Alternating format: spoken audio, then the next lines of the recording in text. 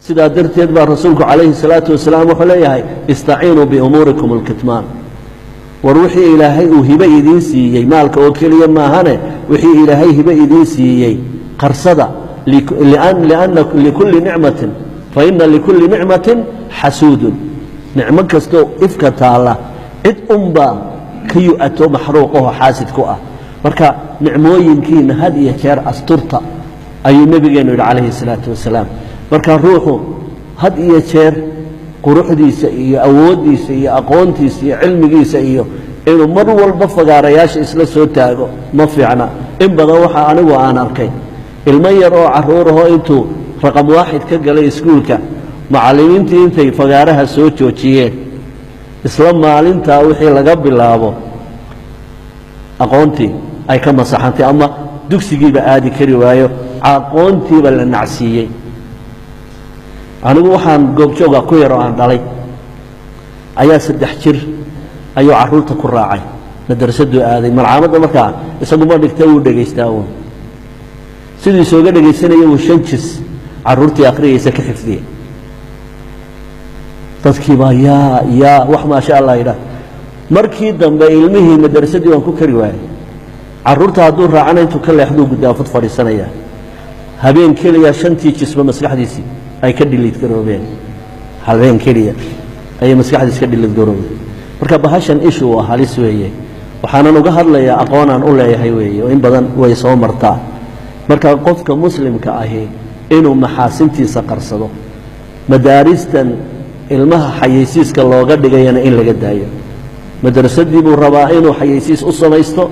ardaygii ugu fahmada badnaa ayuu soo joojinayaa meel fagaare dabadeedna markuu ka degaba masrixii ilmihii maaha markii buu isbedelayaa marka goorta haddii ilmaha shahaado la siinayo oo ilmahaagu uu ku yidhaahdo aabbow wankan galay ha u ogolaanin inuu isagu fagaara istaagee adigu u soo qaad xataa wixii la siinayo adiga waalidka intaad tagto wixii jaa'isad la siinayo wixii hadiyad la siinayo adigu intaad ilaahay cuskatooda aayaadkaaga iska akhristo u soo qaad laakiin caruurtiina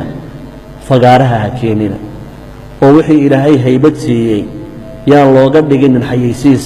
iskuulkaasa caruurta si fiican wax u bara si loo yidhaahdo darteed ba inta badan caruurta magaaraha u keenaan hadhowna waxaan xasuustaa waqtigii siyaad bare sheekh cabdirashiid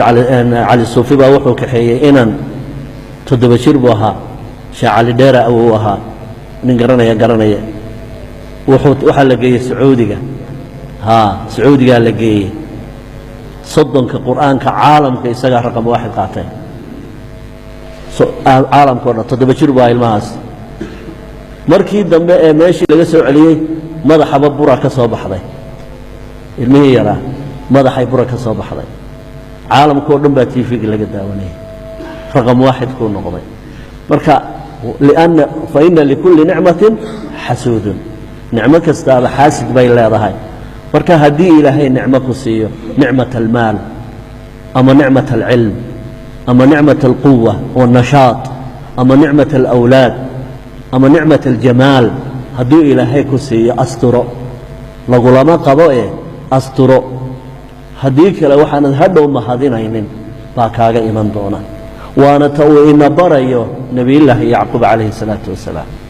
uu leeyahay maandooyinow markaad meesha tagtaan idinkoo sunsumaya oo 11 nin oo geedka wada laaleega tihiin albaab kaliya ha ka gelina wadkhulu waxaad ka gashaan min abwaab mutafarriqa albaabo kala duduwan ka gala waa sirta nolosha hadaanad quraanka kala soo bixi karaynin waxa tahay kamathal alhimari yahmilu asfaran quraankani طب النبوي iyo طب المادي iyo طب الروحاني intaba uu isugu jiraa marka nabi ilaahi yacquub ka barta 10 kan uu ina barayo waa taxadar can العين caynta inaad ka feejignaato markaan saa leeyahay mar walba hadana yaani cabsi mar walba ha cabsanin adigoo ilaahay isku xiraya asbaabtii lagaga xijaabanaya isha la kaale وأذكارت الصباح أذكارت مساء ويسداد هي صدقة وحأوقفي عن عذر كل جد ويا وحويا صدقة salaad labadaa ruuxu hadduu ilaashado walaa cayn baan karayn walaa sixir baan karaynin beri baa waxaa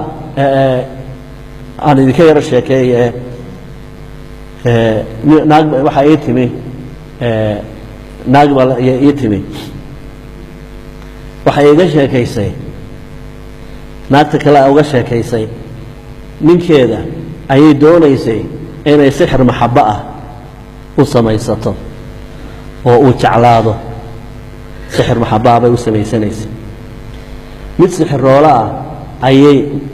islaan sixirooley ah ayay 4 jeer ku noqotay oy leedahay ilaa hadda wax isbeddela ninkii kuma hayo markii dambe islaantii waraysato waxay tihi mahaadhe bal ninkaaga iiga warran siduu ku yahay weysada markaasaa waxay tidhi haddii uu guriga ka baxayana weysu ku baxaa haddii uu seexanayana weysu ku seexdaa islaantii sixiroolayda waxay tihi naa ninkaa ha ku daalin waxba la heli mayno ninkaa ha ku daalin waxba ma qabadsiin karre waxaa aniga ii yimi nin ay rag isqabteen oo ay sixir u xidheen oo ay qabadsiin kari waayeen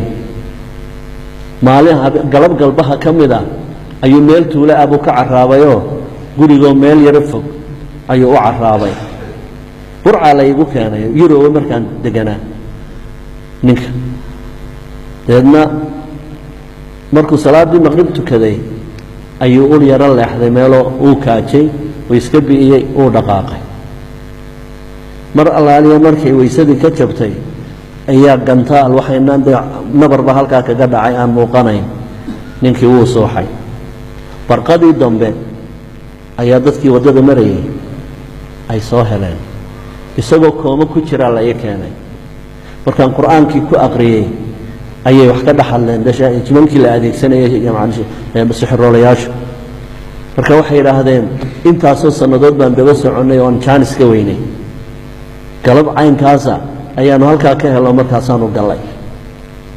hadhow markii ilaahay uu ka saaray wixii ayaan warsado waxaan ku yidhi galabta caynkaa iyo caynkaas ahayd markaad carrowday